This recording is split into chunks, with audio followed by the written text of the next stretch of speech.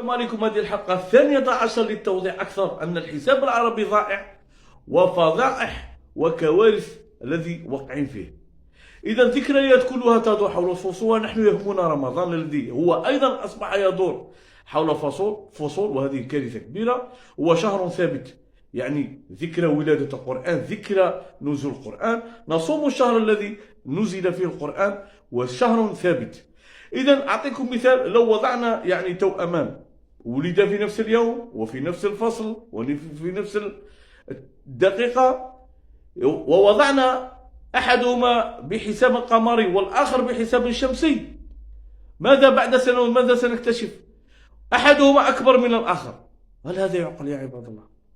سنجد أن الحساب الذي وضعناه بحساب قمريا عربيا أكبر من أخوه. فضائح وكوارث يا عباد الله. انتظرونا للتوضيح أكثر بإذن الله تعالى.